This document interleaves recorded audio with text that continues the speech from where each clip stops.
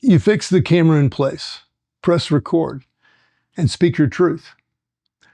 For a moment, you feel confident, maybe even proud of the story you're sharing, but when you hit play, something shifts.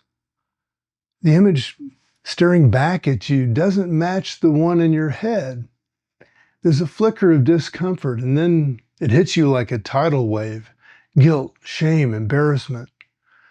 You can't put your finger on why, but you just want to shut it off and hide. The version of you on the screen feels alien, not because there's something inherently wrong with you, but because it doesn't align with the movie you've been playing in your head, how you've seen yourself all your life. What happens next might define everything. Do you get stuck in the shame, running from this unfamiliar reflection, or do you step closer to figure out why it's so hard to look at? Well, the truth is, many of us are conditioned to see ourselves through a distorted lens, programmed by the repetitive narratives of pop culture, social media, social norms, maybe parental eyes, tales filled with bias, incomplete truths, and ideals that don't actually fit the vastness of the human experience. Reconciling the gap between who you feel inside that you are and who you think you are, should that be hard? No, but it is. It's messy work. But what if it didn't have to be done alone? What if you had a set of tools that assisted you, helped you see beyond the flawed mirror and uncover a clearer picture of yourself? One freed from those limiting stories that are bringing up that false sense of shame, that needless guilt, the embarrassment of how you feel about really being yourself. I'm Mark Roach. Welcome to Transcendent, a platform where we challenge old narratives, question what we've been taught, to believe about ourselves, and explore paths to authenticity and growth. My life's been a roller coaster, a research lab of experiences, studying under mystics, learning from the privileged and the brokenhearted alike, and reconciling my own struggles with PTSD and self-discovery. Today we'll explore how modern tools, especially artificial intelligence, intersect with cognitive psychology, and how they might help us break free from these distorted narratives that we've been handed, and step into versions of ourselves that feel fuller and freer. But we'll also wrestle with an important challenge. How can we trust these technologies to serve us ethically? And how do we ensure they support our growth without imposing new limitations? Crystallized thinking is a term that used to describe the mental loops that we lived through without even realizing it. They're the unconscious scripts that dictate how we respond to the world, a series of automatic reactions built up from cultural conditioning, personal trauma, or simply just habits. Maurice Nicoll, building on the teachings of Gurdjieff, introduced the idea of buffers.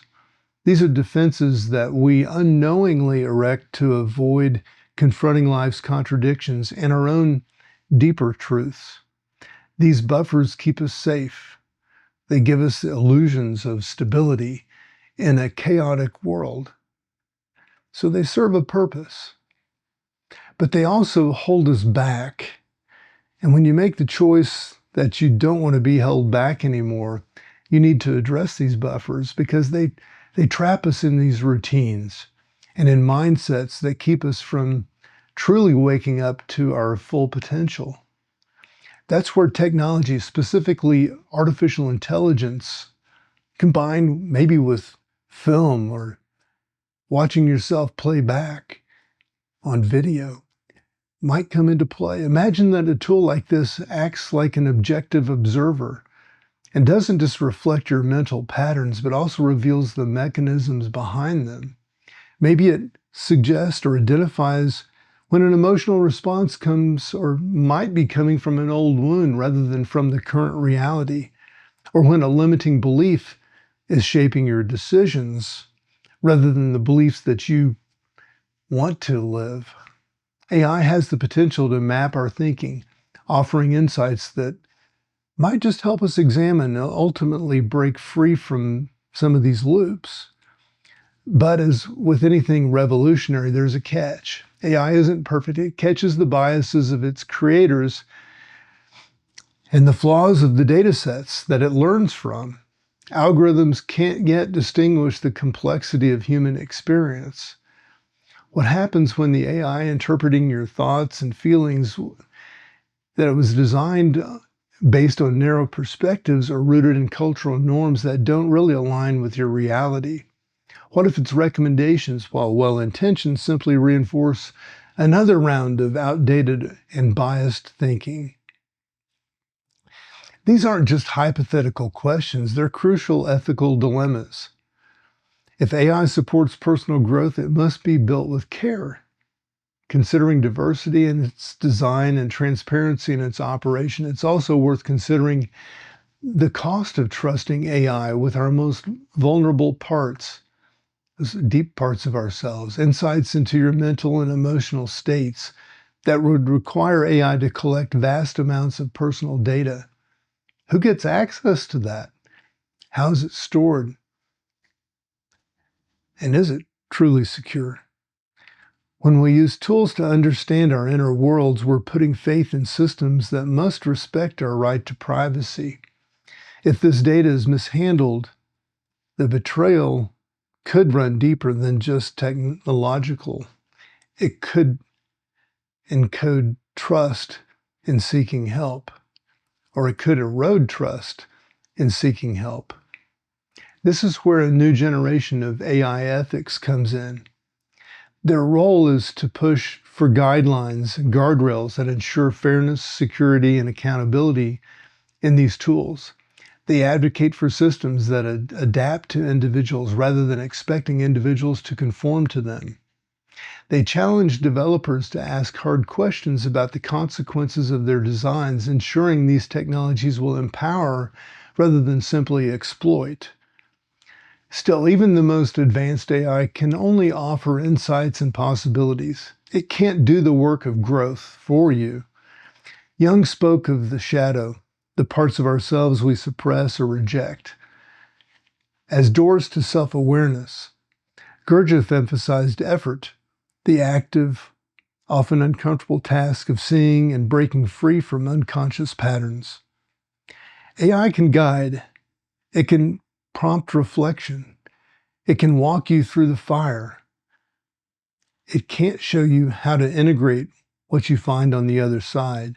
And that's where the deeper opportunity lies.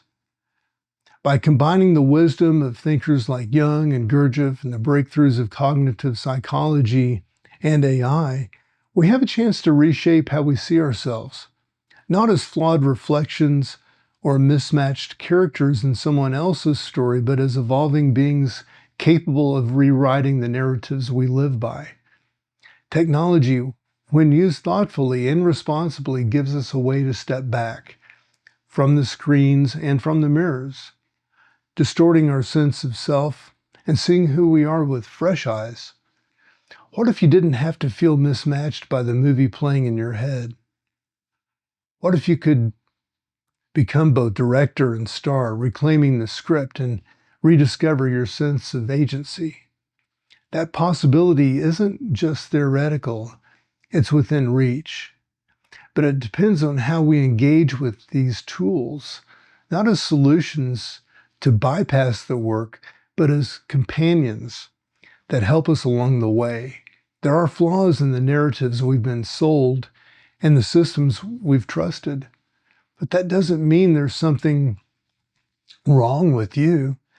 It means there's a story waiting to be told on your terms, free from the loops and the biases that no longer serve you.